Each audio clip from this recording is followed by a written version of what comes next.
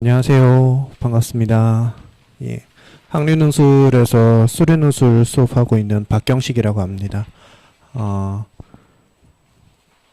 제가 이제 말씀드릴 내용의 좀 상당 부분은, 그러니까 자료 형태로 들어가 있는 부분들은 요 이제 26항에도 대입 논술제는 논술백서라고 되어 있는 여기에 이제 많이 들어가 있는 내용들입니다. 물론 뭐 따로 추가되어 있는 내용들도 조금 있습니다만 기본적으로 이제 숫자들이 많이 나오는 테이블 형태로 되어 있는 것들은 다 여기 안에 다 들어가 있습니다. 대표적으로 뭐 내신 자료라든가 뭐 이런 것들은 다 들어가 있으니까요. 그렇게 참고를 하시면 될 것 같고요. 말씀을 뭐 조금 드려보도록 하겠습니다. 자, 지금 이제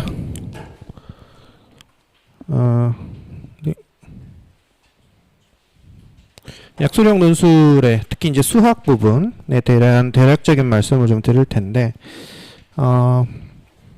전형 일정이 이제 수시 1차, 수시 2차 이렇게 이제 보통 나눠져 있습니다. 수시 1, 2차의 구분은 수능 전에 있느냐, 수능 후에 있느냐, 딱 그 차이입니다. 그래서 지금 여기 있는 요 학교도 이제 서경대, 을지대, 상명대의 경우에는 수시 1차에 있는데요. 그 안쪽에서도 이제 원서 접수가 9월 둘째 주 정도에 이제 있죠. 그 원서 접수를 하고 나면 서경대가 이제 조금 급하게 있습니다. 9월 말 정도에 있어요. 좀 급하게 있고, 을지대하고 상명대는 그래도 10월 말 11월 정도로 넘어가니까 뭐 상대적으로 이제 대비를 한다거나 뭐 조금 여유가 있습니다만, 뭐 서경대는 좀 일찍 보는 학교이다 라는 것이고요. 그 다음에 이제 나머지는 대부분 다 수시 2차에 넘어가 있습니다. 그래서 이제 수능 이후에 있는 학교들이기 때문에 상대적으로 뭐 조금 마음이 급한 정도는 조금 덜어진다 라는 것인데, 약수령 논술을 할 때 사실 지금 이제 국어 수학이 같이 있는 약수령 논술 학교도 있고, 특히 자연계의 경우에 이제 수학만 있는 약수령 학교들도 있습니다. 근데 이제 어쨌든 이제 그 열 몇 개 정도 되는 대학들이 전부 다 중요한 중요도를 가지고 대비 대상이 되는 거는 사실은 아니죠. 그래서 올해 같으면은 이제 가장 이슈가 되는 학교는 사실은 국민대가 될 겁니다. 국민대 정도가 이제 이슈가 되고, 그 다음에 가천대, 그 다음에 삼육대, 그리고 뭐 조금 더 가자면 뭐 서경대, 상명대, 뭐 요런 데 정도가 일단 어느 정도 관심이 가는, 그러니까 약수령이라고 되어 있는 학교들 중에서 조금 상위 레벨에 있는 학교들, 그 학교들이 이제 대략적으로 관심이 가고 타겟팅이 되는 학교들이죠. 그러니까 대충 한 4-5개 정도의 학교들, 뭐 거기들 정도로 이제 조금 더 중심부로 말씀을 드리려고 합니다. 이게 이제 내신 반영인데요. 요건 이제 표에 다 들어가 있습니다. 여기 다 들어가 있는데, 기본적으로 이제 논술 100%인 데들도 많이 있고요. 최근으로 올수록 이제 내신의 반영 비중은 거의 일방적으로 계속 줄어들어 왔습니다. 논술이 초창기에 거의 한 20년 정도 전에 처음 생길 때는 보통 대부분 6대4에서 출발을 했었거든요. 논술 60, 내신 40에서 대부분 학교가 출발을 했었는데, 차츰 계속 줄어왔어요. 중간에 내신 반영 비중이 높아졌던 해는 없습니다. 없고, 내신 반영은 일방적으로 계속 줄어들기만 했어요. 계속 줄어들어서 지금은 이제 거의 평균적으로는 9대1 정도 됩니다. 논술 90에 내신 10. 그 정도에 되어 있는데, 그럼에도 불구하고 이 10%조차도 실질적으로 의미가 없습니다. 그래서 반영 비중 자체가 숫자로 보시면 등급 간 차이가 0점대 점수에서 움직여요. 그러니까 실질적으로 내신 안 보겠다는 얘기입니다. 그래서 내신은 의미가 없다. 그렇기 때문에 이제 학종, 교과 이런 쪽에서 이제 내신으로 뭔가 잘 안 되니, 그러면 이제 역전을 노리려고 하면 학생들이 얘기하는 제일 먼저 나오는 이야기는 자기는 정시 파이터라고 얘기를 합니다. 물론 그 얘기는 딱 들으면 무슨 말인지 알죠. 저 공부하기 싫어요. 이 말입니다. 그러니까 학생들이 자기 정시 파이터라고 얘기를 하는 거는 덮어놓고 일단 무조건 공부하기 싫다는 거예요. 그냥 즉 내신하기 싫다는 얘기죠. 자기가 정시라는 시험 형태가 나한테 너무 잘 맞아가지고, 나는 정말 머리를 막 굴려보고 설명을 많이 들어봐도 나는 아무리 봐도 정시가 가장 유리하겠어, 이렇게 해서 정시 파이터라고 얘기를 하는 학생은 없습니다. 그냥 공부하기 싫다는 얘기예요. 예, 뭐 그렇게 어쨌든 근데 정시와 함께 남아 있는 게 논술이죠. 그러니까 논술은 실질적으로 내신이 거의 없기 때문에. 다만 한 7등급 정도가 가면 얘기가 조금 달라집니다. 7등급 정도부터는 점수 차이가 좀 나는데요. 실질적으로 6등급까지는 큰 의미 없다. 라는 거고요. 그래서 이제 요거는 이제 국어 수학이 같이 출제되는 학교들입니다. 지금 이제 10개 대학이 있고요. 10개 대학이 있는데 이제 요거는 그냥 쭉 보시면 되는데 이제 수능 최저가 일단 조금 이제 신경이 쓰이는 부분인데 수능 최저 중에서 포인팅이 되는 학교는 당연히 이제 국민대 2개 6. 국민대가 2개 6 정도의 최저를 거는 거는 뭐 충분히 그럴 수 있습니다. 그러니까 최저 유무를 이거는 사실은 이제 약수령뿐만 아니라 일반 논술도 마찬가지인데요. 보통 일반적으로 논술 전형에 대해서 시장에서 어머니들 사이에 많이 알려져 있는 이야기가 비슷한 레벨대의 학교인데 한 학교는 최저가 있고 한 학교는 최저가 없다. 그러면은 최저가 없는 학교의 원서를 쓰면은 학생들이 많이 몰릴 거기 때문에 조금 더 힘들어진다. 물론 최저가 있으면은 그 최저를 맞추는 것 자체로 이미 이제 최저 충족률을 가지고 한 반토막 정도의 학생들이 날아간단 말이죠. 그러니까 경쟁률이 반으로 줄어든다. 그러니까 최저가 있는 쪽이 더 유리하다. 이렇게 이제 많이들 알고 계신데요. 물론 그 말이 거짓말인 것은 아닙니다만 그 영향의 정도를 생각하셔야 돼요. 실질적으로 최저 유무에 따른 합격자의 변동은 실제로 변동되는 학생들의 비율이 약 10% 내외입니다. 즉 90% 정도 되는 학생들은 최저가 있든지 말든지 어차피 붙을 애들이 붙는다는 거예요. 경쟁률은 확률 게임이 아닙니다. 그걸 굉장히 많이들 착각하시는데 경쟁률은 예를 들어서 전체 경쟁률이 30대 1이다. 30대 1이라고 치면 모두에게 동일하게 30대 1인 게 아니에요. 누구한테는 3대 1이고 누구한테는 3000대 1입니다. 학생에 따라 다른 거예요. 결국은 합격할 애들이 붙습니다. 그래서 최저 유무에 따른 유불리는 너무 심각하게 생각하실 필요가 없습니다. 다만 이 최저가 그 학교를 감에 있어서 아주 빡센 최저이냐 여유 있는 최저이냐는 구분하실 필요는 있습니다. 그래서 아주 빡센 최저인 경우에는 최저를 통과하면 확률이 높아지는 효과가 분명 있는 건 맞아요. 그건 맞습니다. 그러니까 최저가 빡세다는 이야기는 반대로 최저가 안 빡센 학교 예를 들어보면 이제 건대 경희대 이런 데들입니다. 건대 경희대 2개 5를 요구하거든요. 근데 건대를 2개 5를 못 맞춘 상태에서 건대를 지원한다는 거는 사실 양심이 없는 겁니다. 실질적으로는 그래요. 2개 5를 못 맞춘 성적에서 제일 좋은 성적이 3333일 텐데 3333으로 건대 어차피 못 갑니다.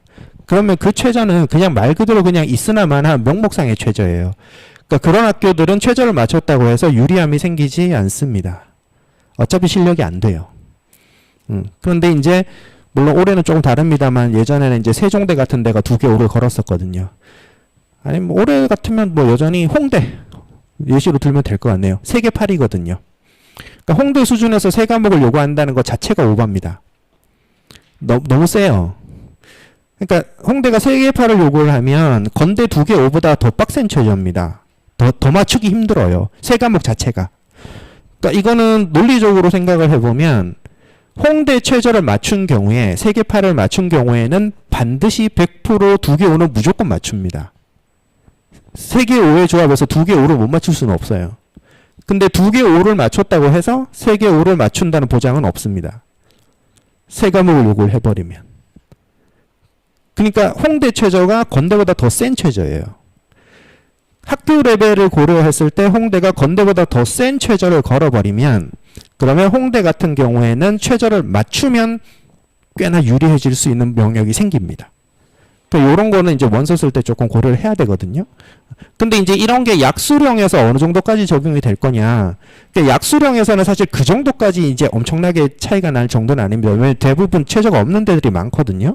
없는 데들이 많은데 그러면 이제 가천대 3등급 하나, 그러니까 여러 개 써있지만 사실은 3등급 하나라고 자연계를 보셔야 되고 36대 3등급 하나예요. 그러면 3등급 하나 정도의 최저는 이게 빡센 최저인가?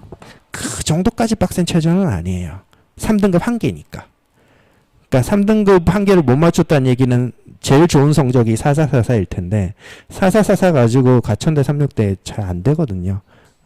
그런 면은 있는데 국민대가 2개의 6을 걸고 있는 거는 저는 적절하다고 보입니다. 2개 6 정도 걸 수 있죠. 국민대라면. 그렇다고 뭐 이게 엄청 빡센 체조도 아니고 또 엄청 널널한 체조도 아니에요. 예. 어쨌든 이제 그런 정도 상황이 있고 사실 요 테이블에서 조금 더 신경 써서 볼 필요가 있는 부분은 문항 개수입니다. 문항 개수하고 시험 시간이에요. 그러니까 문항 개수와 시험 시간은 왜 그러냐 하면은 이걸 가지고 그 학교가 출제하는 문제의 대략적인 난이도를 파악할 수가 있습니다. 그러니까 문제 개수가 적으면서 시간을 많이 준다. 그럼 문제가 어렵다는 얘기예요. 문제 개수가 많고 시간이 짧다. 그럼 문제가 쉽다는 얘기입니다. 그렇게 봐야 되는데 그러면은 이제 대부분은 문제 개수하고 시간이 얼추 비슷하게 맞아 들어갑니다. 조금 이제 차이가 있는 혹은 변동된 부분이 이제 서경대 정도예요. 서경대가 국어 수학 각 4개씩 8문제를 출제를 하는데 작년에 이게 100분이었습니다. 근데 올해는 60분으로 바뀌었어요.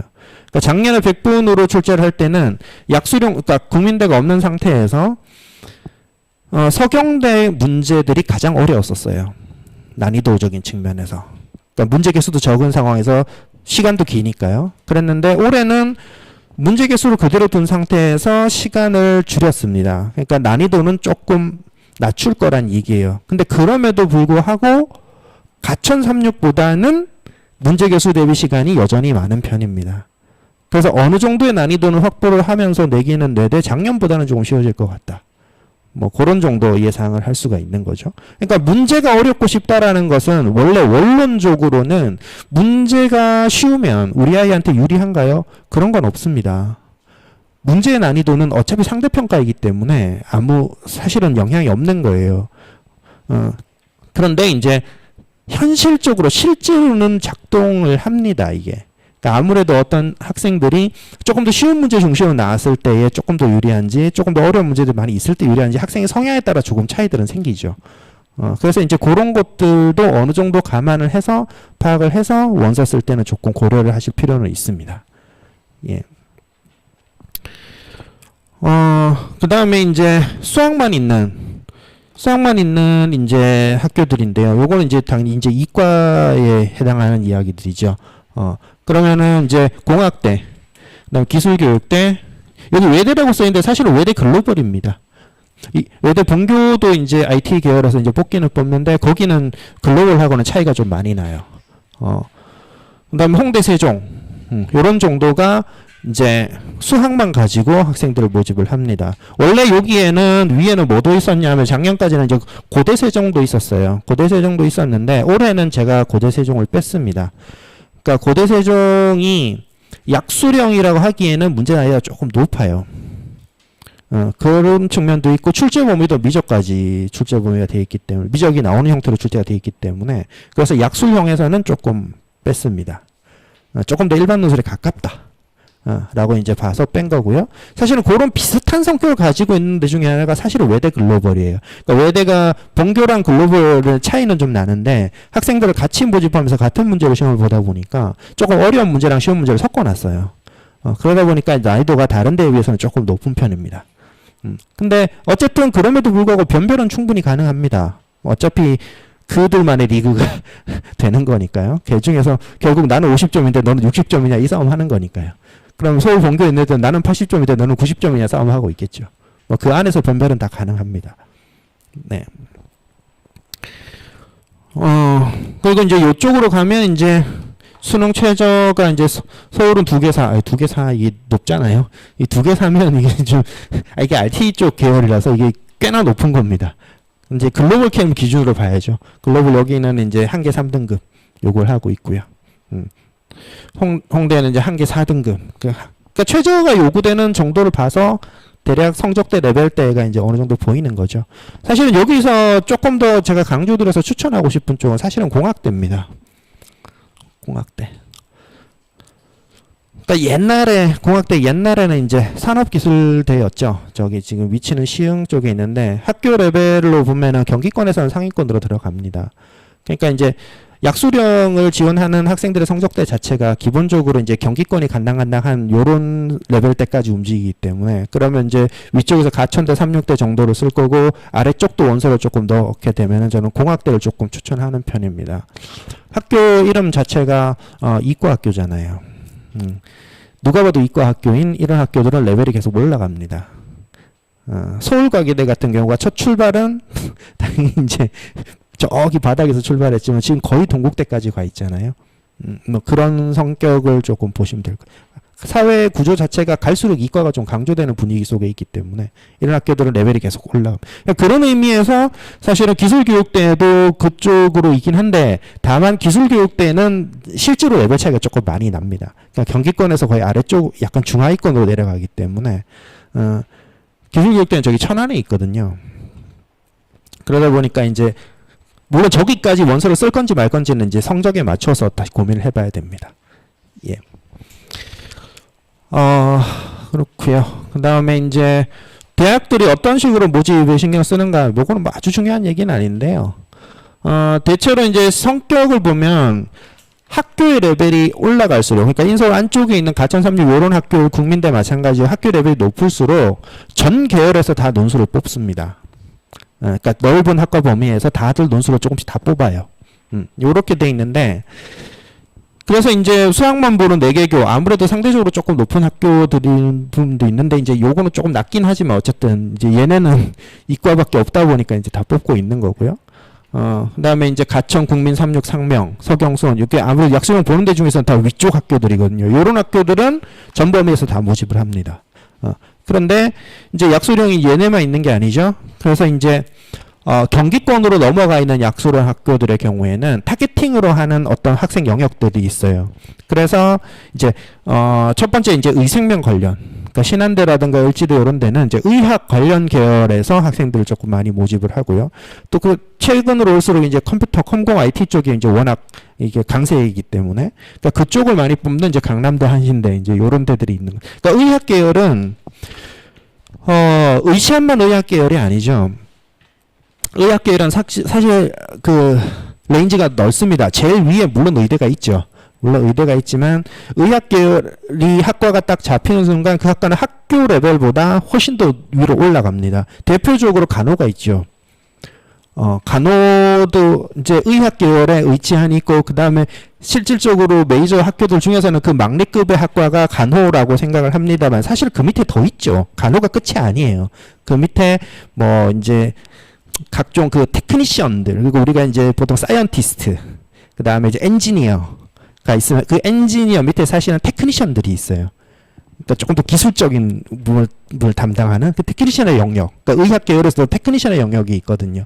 그래서 임상병리라던가 뭐 방사선이라던가 뭐 이런 학과들이 이제 좀 있잖아요. 그러니까 그런 학과들이 예전에는 보통 전문대 영역으로 많이 편성이 돼 있었는데 지금 그게 이제 4년제까지 이제 올라온단 말이죠. 물론 그 중에서 그런 조금 특화된 학교 중에서 제일 높은 데는 아마 이제 연대미래 정도가 될 것 같아요. 연대미래도 이제 의학적으로 많이 좀 특화가 돼 있고 그 다음에 이제 경기권에 있는 이제 학교들 중에서도 이런 쪽이 특화되면 그 학교의 그 학과들은 이제 레벨이 올라옵니다. 그러다 보니까 이제 의생명 관련 학과들의 경우에는 레벨이 올라오죠. 예, 그렇게 해서 이제 여기 지금 색깔이 잘 안 보이실 텐데 그 요쪽에 보면 이제 간호, 치의생, 응급구조, 물리치료 해가지고 가천대도 이제 요런 학과들이 이렇게 쭉 있습니다. 이 정도 영역에 이제 펼쳐져 있고요. 그 다음에 이제 36대도 여기 보면 간호, 물리치료, 보건 이제 요런 학과들이 이제 조금 높게 형성이 되거든요. 예, 이런 학과들이 있고, 그 다음에, 수원대는 사실 대부분 없어요. 대부분 없는데 여기 딱 간호가 하나 딱 있어가지고 이제 요거 넣어놓은 겁니다. 그러니까 경기권에 있는 약수령을 노리게 되는 많은 경우가 이제 인서울권에 근접한, 그러니까 일반 다른 학과라면 가천 36 정도를 갈 수 있는 학과가 수원대까지 가려고 한다면 대부분 간호 때문에 그래요. 간호니까. 간호는 지방으로 내려가도 인서울권에 근접한 성적을 갖고 있으니까. 예, 뭐 그래서 이제 넣어놓은 거고요. 뭐 신한대 이제 방사선, 임상병리, 치의생 뭐 그러니까 요게 많죠. 여러분 이만큼 모집 전체에도 거의 한 60, 70%가 이제 이쪽에서 뽑는. 이제 일지대 이게 뭐 다주 뭐 예, 그러니까 의생명 관련해서 이제 이런 식으로 뽑는 경우들이 있다. 라는 거고요. 그다음에 이제 출제 경향 이제 조금 말씀을 드리려고 하는데 사실은 출제 경향이 일반 논술에 비해서는 사실 그렇게까지 막 엄청 연구해야 될 대상은 아닙니다. 아주 심플하게 그냥 내신 및 수능 문제가 유사하고요. 유사하고 실질적으로 대략 수능 3점짜리 정도의 난이도 거기에 좀 쉬운 4점짜리 정도의 난이도 그러니까 아주 익숙한 형태의 문제들입니다. 학생들한테 그 기본 문제들이죠. 그 기본 문제들이고 그 다음에 대학별 뚜렷한 유형의 차이가 없습니다. 어차피 기본적인 유형의 문제들이기 때문에 어떻게 보면은 기본 뿌리가 수능 특강이에요. 사실 수능과 거의 연계가 된 형태의 문제들이어서 기본 뿌리가 수능 특강이기 때문에 학교별 유형 차이는 사실 거의 없습니다. 다만 난이도 차이는 좀 있습니다. 난이도 차이가 있는데 일반 논술의 경우에는 학교의 문제 난이도가 학교의 레벨을 꼭 따라간다는 보장은 없습니다. 그러니까 중하위권에서도 문제 가장 어렵게 내기로 유명한 것, 즉 이제 때에 따라서는 경희대, 건대, 과기대보다도 문제를 더 어렵게 내는 데가 세종대예요. 세종대 문제 난리도 아닙니다.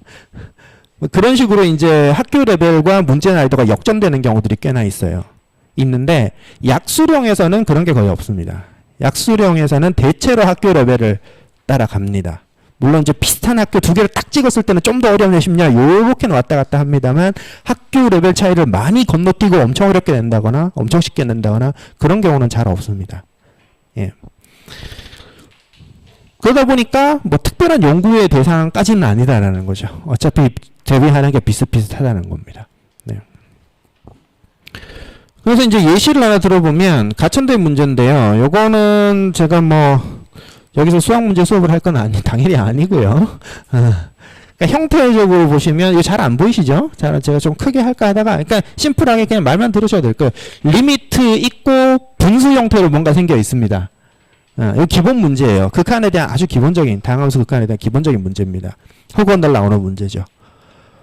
그리고 이제 요거는 해설을 여기서 보셔야 될 거는 줄수입니다. 한 줄, 두 줄, 세 줄, 네 줄, 다섯 줄. 그러니까 답안이 5줄 정도 사이즈로 나온다는 거예요. 그러니까 일반 논술 문제들이 답안이 거진 최소한 반 페이지 정도부터 한 페이지 정도까지 넘어갈 때 얘네가 한 4-5줄 정도의 답안으로 나오는 짧은 문제들이라는 거예요. 예, 그 정도 사이즈를 가지고 있고요. 요건 가천대 문제였고 그 다음에 이제 36대 문제인데 요것도 거의 똑같은 형태의 문제입니다. 리미트 있고 분수 형태로 있고 값 주고 여기서 함수 결정해라 이런 문제입니다. 거의 똑같은 문제예요. 예. 왜냐하면 저게 수학 내신 수능에서 하는 너무 기본 문제들이거든요. 그러니까 저런 걸 그냥 낸다는 겁니다. 기본을 알고 있느냐. 물론 요거는 이제 요 답안은 물론 좀 길게 써져 있긴 합니다. 채점 기준 겸해서 써져 있는데 제가 봤을 때 이 답안은 실제 답안은 아니에요. 할 수 있는 한 최대한 자세하게 써놓은 겁니다. 실제 학교 학생들이 문제 풀 때 이렇게까지 자세하게 안 씁니다. 이것도 한 5줄 정도면 충분해요. 예, 그런 정도의 내용이고요. 요거는 이제 서경대 문제인데 서경대는 문제를 물론 조금 더 어렵게 내긴 했었습니다. 그래서 조금 더 가공이 되어 있긴 하지만 그래도 기본적으로 리미트 분수 형태 값 뭐 이렇게 돼 있는 거예요. 그러니까 이런 문제들이 기본적으로 돌고 돈다는 겁니다. 비슷한 문제들이 다 돌고 돌아요. 예. 물론 이제 풀이는 조금 깁니다. 근데 얘는 풀이가 이 정도 나와야 되는 게 맞아요. 이게 왜 그러냐 아까도 잠깐 말씀드렸다시피 서경대가 문제를 원래 좀 어렵게 냈었습니다. 그러니까 올해는 조금 더 난이도가 낮춰질 걸로 예상이 되는데 요때만 해도 문제를 좀 많이 어렵게 냈었어요. 그래서 풀이가 조금 더 길게 나왔던 그런 형태의 문제입니다. 그러니까 이렇게 풀이가 어느 정도 길게 나오도록 문제를 출제를 했는데 해보니까 아 이게 삽질이었구나라는 걸 알게 된 거죠. 학교가. 그래서 난이도 이건 좀 우리가 좀 심했나 봐. 이게 교수님들이 좀 그렇습니다. 그러니까 출제를 할 때만 해도 이게 우리가 이제 대학이 어느 정도 서열화가 돼 있잖아요. 조금 낮은 학교 있고 좀 높은 학교 학생들이 거기에 맞춰서 들어갑니다만 지도하시는 교수님들은 그렇게 레벨이 나눠지지는 않습니다. 그러니까 상대적으로 레벨이 낮은 학교의 교수님이 하더라도 그 교수님이 레벨이 낮은 건 아니에요. 그러다 보니까 이 교수님들이 너무 학생들을 조금 과대평가하시는 경향들이 있어요. 그래서 이제 첫 회, 둘째 회 정도, 그러니까 신설하고 한두 회 정도까지는 문제를 좀 과도하게 어렵게 내는 경향이 있습니다. 학교들이 좀 그런 경향들이 있어요. 그래서 이제 서경대도 그 정도로 봐야 되고, 이제 어느 정도 현실화돼 가는 과정이다. 이렇게 보셔야 되는데. 그러다 보니까 이제 우리가 이제 준비를 어떻게 해야 될 것인가. 사실은 여기서부터가 가장 중요한 이야기죠. 그렇게 되는데, 제가 지금 잡고 있는 커리큘럼은 이제 이렇게 되어 있습니다. 그러니까 이 커리큘럼은, 일단은 지금 시작하는 반은 이제 역수령 기본반이라고 해서 7, 8월 동안 한 6회 정도로 진행이 되고요. 요 6회 동안에는 여기 이제 지수로그, 극한, 삼각함수, 방정식, 미분적분 요렇게 해서 진행이 됩니다. 물론 이 미적분은 이제 수투에 있는 미적분이죠. 다항함수에 대한 미적분입니다. 선택과목 미적은 아니고요. 그 다음에 이제 9월달 원서를 쓰고 넘어가면은 이제 좀 더 이제 심화된 실전반 형태 9월 10월 달에 이제 반이 열리게 됩니다. 이때는 이제 좀 더 실전 중심으로 모의고사 중심으로 열리게 돼요. 이렇게 열리게 되는데 지금 시작하는 요 학생들 요 반의 기본적인 타겟팅은 수능 수학 모의고사 기준으로 4, 5등급대를 기본적인 목표대로 합니다. 4, 5등급 학생들. 그러니까 뭐냐 하면은 그러니까 약수령 논술을 하는 메인으로 보는 학생들의 기본적인 성적대는 사실은 수능 모의고사 기준으로 3등급대 학생들이 사실은 메인이 되긴 합니다. 2등급까지는 일반 논술을 하게 돼요.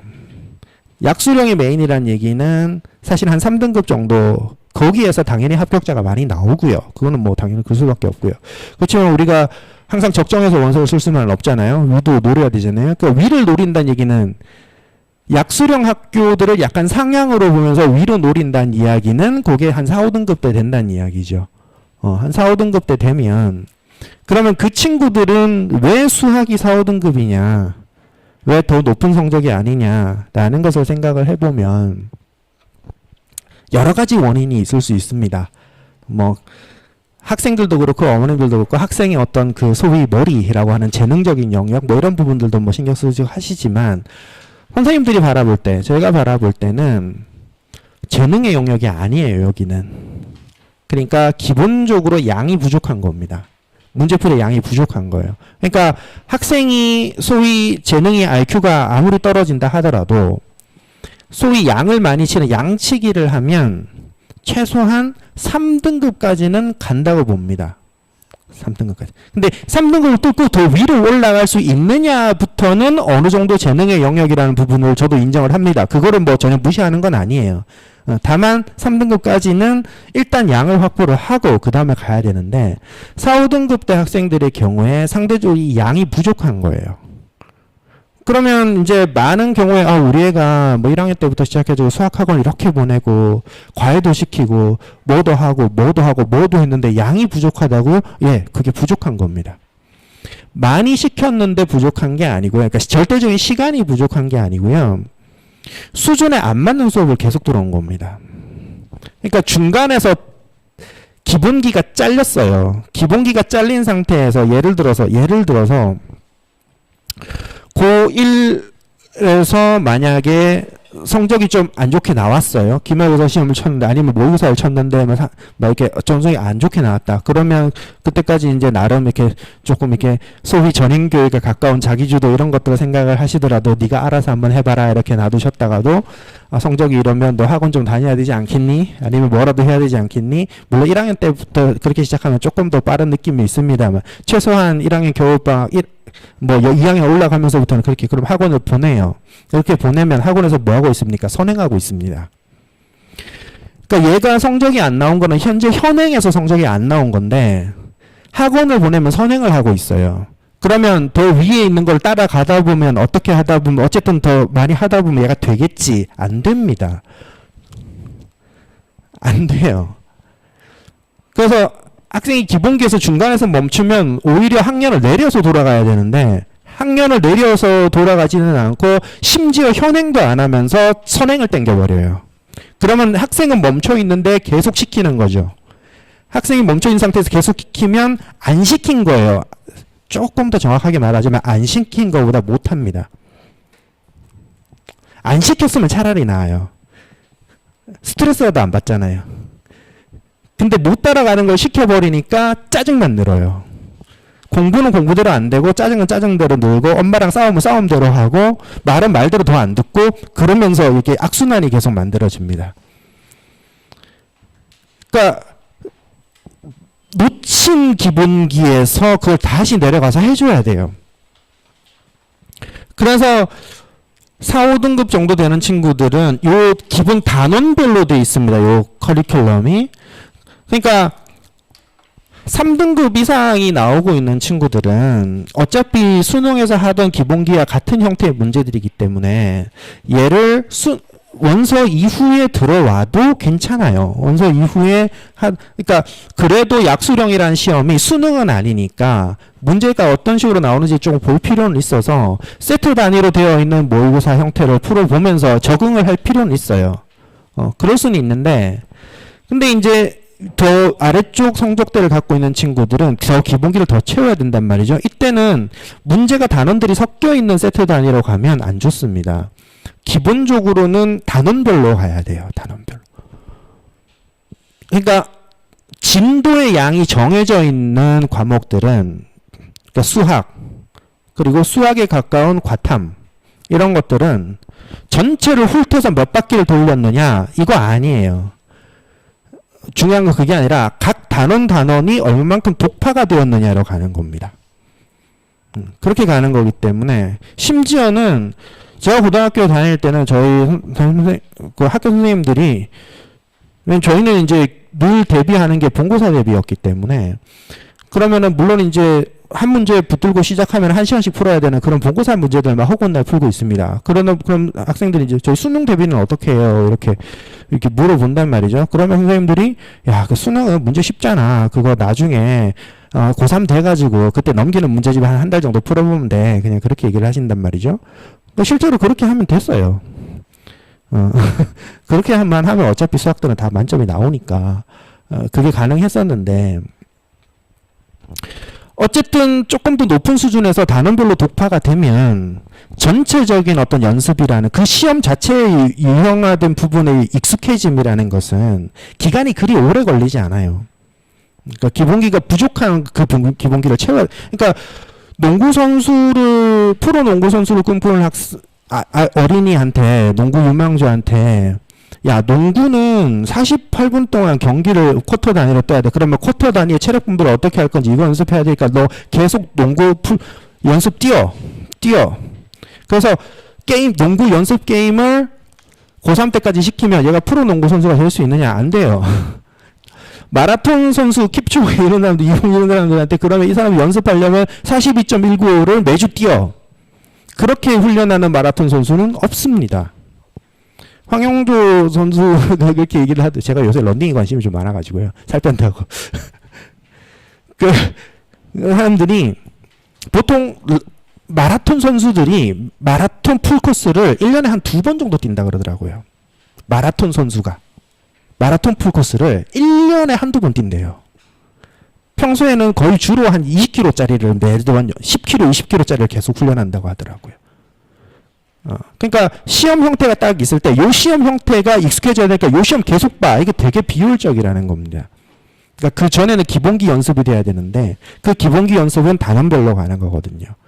그래서 여기는 단원별로 연습이 하도록 세팅이 되어 있는 겁니다. 그리고 이제 넘어가면 여기 이제 좀 여기서는 모의고사 단위로 적응력이 필요하죠. 이게 1년 내내 가는 수업이 아니기 때문에 나중에 이제 적응력을 하긴 해야 되고요. 어쨌든 여기서 양을 좀 채워야 됩니다. 학생들이 문제를 풀어라라고 던져주고 학생들은 이제 풀고 있잖아요. 그러면 단순 기본 문제 똑같은 문제 낼 거 약간 변형된 형태의 문제들이 있단 말이죠. 아마 어머니도 많이 공감하실 텐데 학생들이 수학이 잘 안 나와요, 성적이. 그러면 왜 수학 성적이 잘 안 나오니?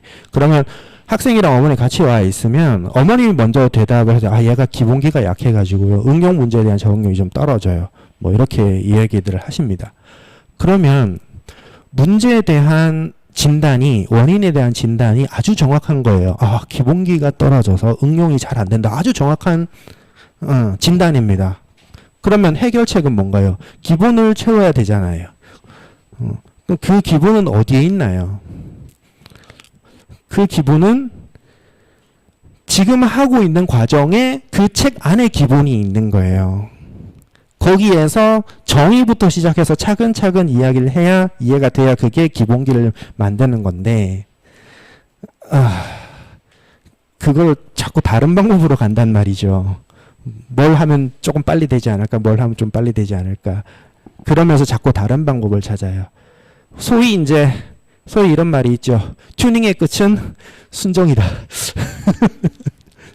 튜닝의 끝은 순정이다. 그 순정이라는 게 수학으로 치면 그 순정이라는 것이 기본기, 개념의 기본기가 사실은 어머님들이 학교 다닐 때 선생님들이 강조하셨던 그겁니다. 왜냐하면 그때와 지금과 수학은 바뀌지 않았거든요. 수학은 바뀌지 않았어요. 다만 여러 가지 테크닉들이 늘어났을 뿐이죠. 네.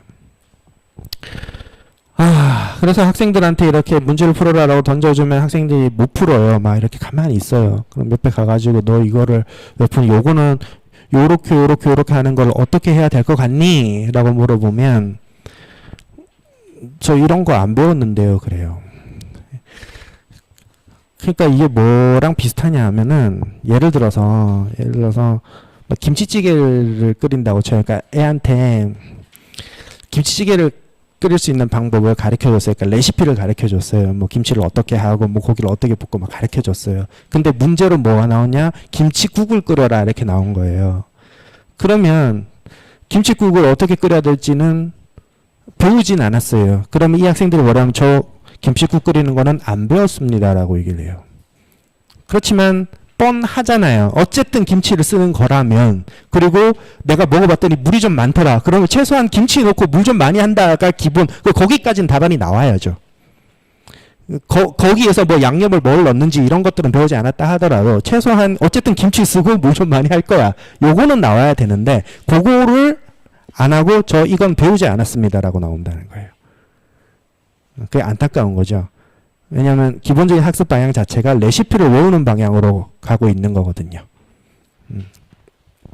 그래서 조금 더 기본기를 문제 학습량과 함께 이게 왜 그런지에 대한 이해가 좀 더 필요한 부분들이 있습니다. 그러니까 그런 부분을 다시 하겠다는 거예요.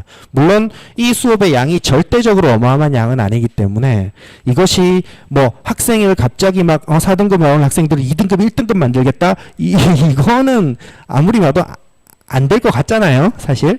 그렇지만 어쨌든 지금 현재 상황에서 뭔가 시퀀스 자체가 문제가 있는 거기 때문에 요거를 조금이라도 개선하는 방향으로 가져야 된다는 겁니다. 그래서 기본기를 조금 더 채워줘야 돼요. 그래서 어쨌든 제가 일반 논술을 할 때도 그렇고 약술을 할 때도 마찬가지지만 저 일반 논술을 할 때도 기본적인 수업의 지향성, 목표 자체가 기본기, 알고 있는 기본기에 대한 공식에 대한 원리 이해를 먼저 시작하는 방향으로 갑니다. 그러니까 뻔하게 알고 있는 공식들, 그 공식들을 이거 왜 그래? 이거 언제 적용하는 거야? 이거 증명해봐부터 시작을 하는 거죠. 그러니까 제가 학생들한테 늘 강조하는 포인트가 하나 있습니다. 수학을 잘한다라는 것은 어떤 거냐? 수학을 잘한다라는 것은 특수한 방법론, 이 문제를 풀기 위한 어떤 해법, 이런 것들을 많은 문제에 대해서 많이 알고 있는 게 그게 수학을 잘하는 게 아니에요. 수학을 잘한다라는 것은 모두가 알고 있는 기본 공식, 그 기본 공식이 나한테 다가오는 느낌, 나한테 주는 임팩트가 다른 겁니다. 그러니까 1등급 학생하고 4등급 학생의 가장 큰 차이는 근의 공식의 의미를 어느 정도까지 알고 있느냐예요. 근의 공식. 물론 지금 근의 공식을 어머님들한테 써보라고 말씀드리지는 않을 겁니다. 그렇지만 근의 공식이라는 게 있다는 건 다들 아시잖아요. 중학교 때부터 배우는 가장 기본적인 공식의 형태입니다. 근의 공식. 그 근의 공식을 숫자로 기호로 어떻게 되어 있는지는 모두가 암기를 합니다. 5등급, 6등급이라도 다 암기를 해요. 그렇지만 그 근의 공식이 어떤 의미가 있는 식인지를 알고 있는가는 수준에 따른 천차만별이 생깁니다. 그 단순한 식이. 예. 그런 거를 조금 더 하고 싶다는 거죠. 예. 그런 것들을 조금 더 얹어줘야 됩니다. 예. 예, 어쨌든 제 수업의 지향성과 목표는 이제 거기에 좀 더 있습니다. 그래서 조금 더 원리적인 수업을 조금 더 지향하고 있다. 라는 부분을 이제 말씀을 드리고요. 일단은 이 정도인데 혹시 궁금하신 점 있으면 질문을 좀 받도록 하겠습니다. 혹시 질문?